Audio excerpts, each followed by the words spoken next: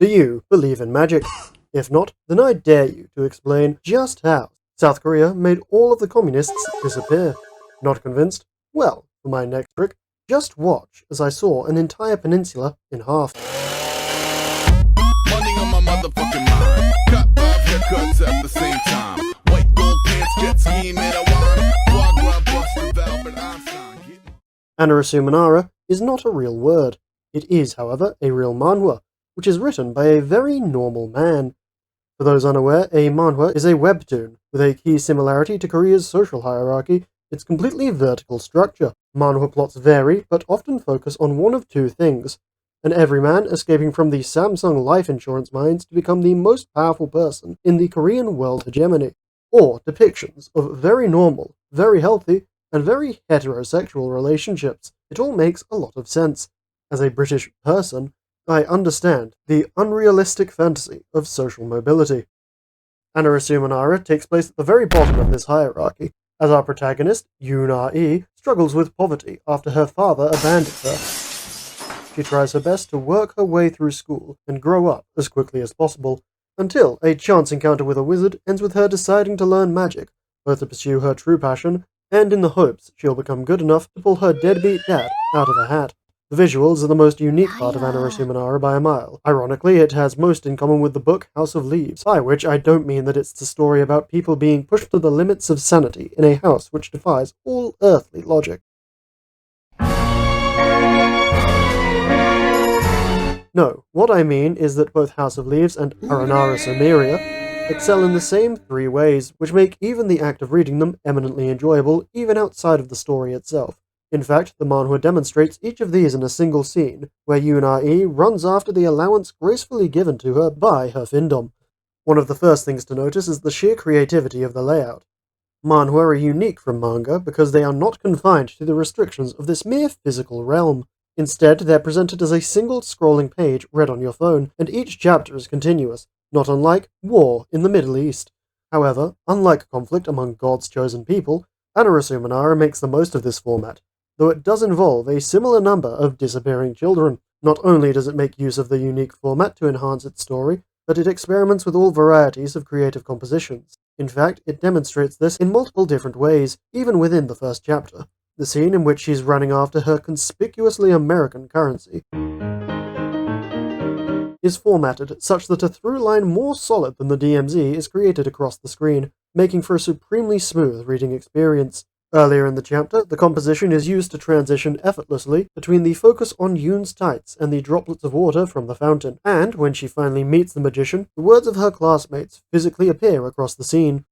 Annarasumanara's arrangement is only one small part of its visual identity. Relatedly, Ha-il-kwon is a pioneer, having discovered an all-new form of ADD. Chapters frequently flit between visual styles which wax and wane according to Il-kwon's interest, making the average reading experience like watching Who Framed Roger Rabbit while being forced to learn about the plight of the working class.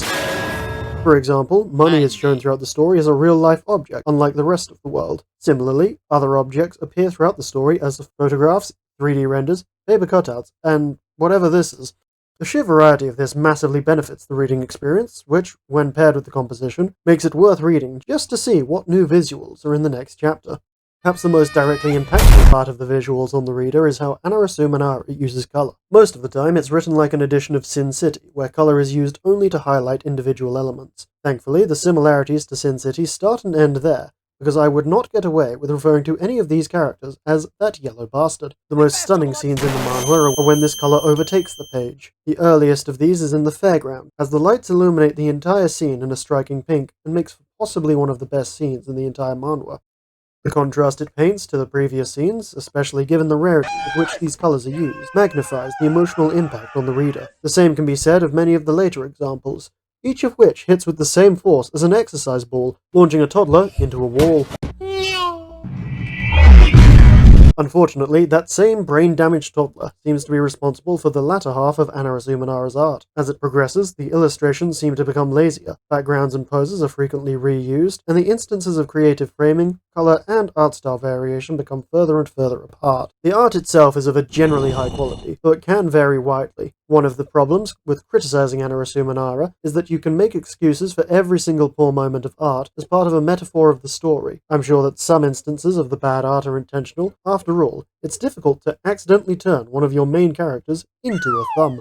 However, when we get to the loan sharks, you could argue that they lack any definition because they're just two-dimensional bad guys. I'm sure you could also say that they only have 3 poses because their crimes and coercion are such routine actions. Fortunately, I don't care. It's bad. The same can be said of other parts of the visuals as well. The color used in later scenes look like they've had a simple filter put over the drawings.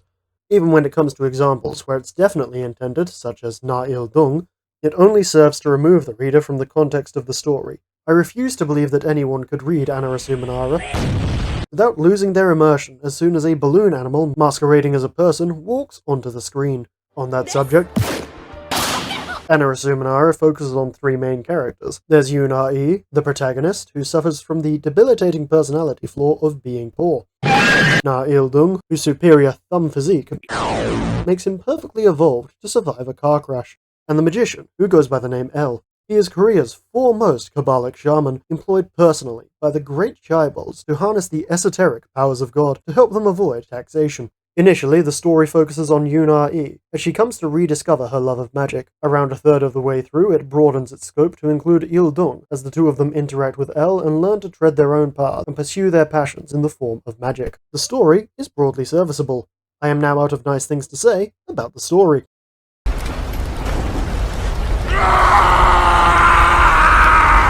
The story of Annarasumanara, though short, is quite repetitive. In roughly the first 10 chapters, Yuna-e shirks her belief that magic is for children and comes to accept that it might actually be real. She returns to her copium addiction, before once more embracing childlike wonder in time for it to be crushed by the 3rd act. The fact that the story is only 27 chapters makes it even worse. Another issue then arises in Il-dung's entire motivation. It's garbage. After being called cringe once, he immediately rebels against his Gigathumb parents. The fact he only dissents against the Doug trio for the sake of Yuna-e makes his later actions in the story come across as incredibly shallow. Though, given the ending, that could be intentional. What? No. The last issue, before we get into the big problem, is the fact that this is not a romance. And the problem is the amount of time the story spends baiting romance and creating unnecessary conflict based around it. Ultimately, it's a good thing it isn't, seeing as Yoon's options are the president of the Ugly Bastard Commission, a homeless man, and Junji Ito's birthday decorations. All of these issues are fleeting when compared with the ending. This is going to require a lot of spoilers, so skip ahead if you care. As mentioned earlier, the story begins with Yuna-e meeting the magician El after chasing after her hard-earned shekels. He asks what her opinion on wizards is, fumbling the social interaction so badly that Yuna-e runs away, proving definitively that there are worse outcomes than her just saying no. The next day she returns, and El resorts to the only other way he knows how to make women talk to him. After Yuna-e has acquired her first simp, she's at work the next day when she very nearly acquires another in the form of her elderly manager. A quick reminder, she is a 17-year-old girl. A 17-year-old woman.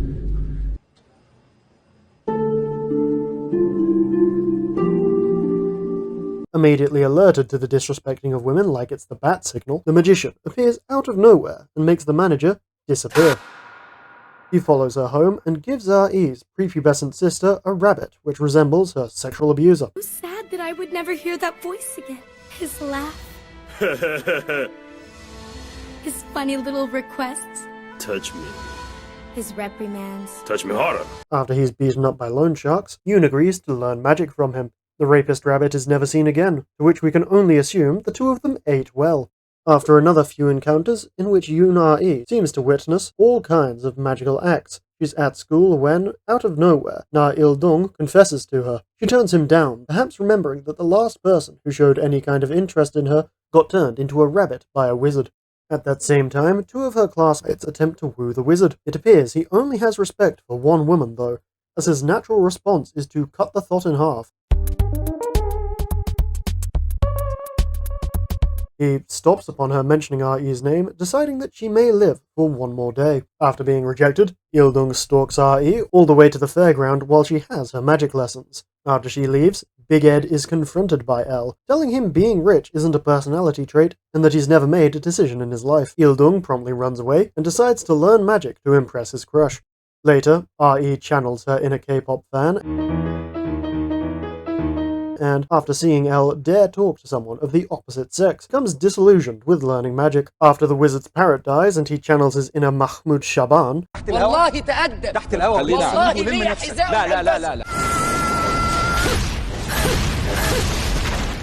Ar-E returns to El, convinced after a display that he truly can use real magic. El is then promptly approached about his greatest trick yet, making a woman's purse disappear. All of his displays were mere tricks. Making the amusement park light up, he pressed a button. Summoning Ar-E's past self, he got lucky. Turning a paedophile into a rabbit, he pushed him off of a building and bought an ugly bunny. The police arrest him for the robbery, and it's revealed by the magician's #1 Patreon donator that he's actually a paranoid schizophrenic. Yoon attempts to prove that he's innocent, willfully ignoring the fact that he has committed at least 2 violent crimes in the course of the story. El then escapes from the police and flees into the night as Il-dung and Ar-E both go on to live normal lives. Up until the last third of the story, the message was quite clearly about pursuing your passions. The magician El is shown as the happiest character in the story, until it's eventually confirmed that he is literally insane. Up until then, I had at least been enjoying the overall moral it was trying to tell, and it made for a competent vehicle for the art, even if it wasn't that engaging. It ends up fumbling the ending so badly that it turns "follow your dreams, no matter what you give up," into "if you follow your dreams, you're probably a dangerous person." One can only assume that the Samsung corporate death squads finally found Il-kwon and gave him the choice of changing the story or trying to get within 5 meters of a Korean heiress while holding a bag of macadamia nuts.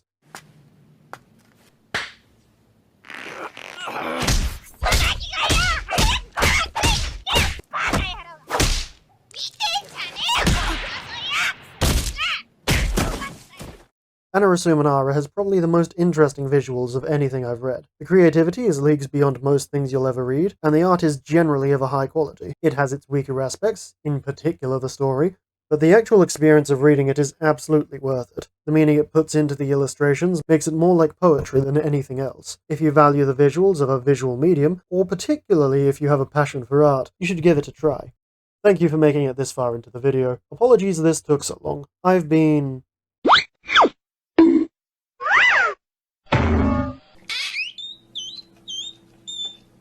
busy. The plan is to upload more videos from here on out, so like and subscribe if you want to see more. If you didn't like it, comment below everything I did wrong. If you think my opinions are wrong, all the better. Bye-bye!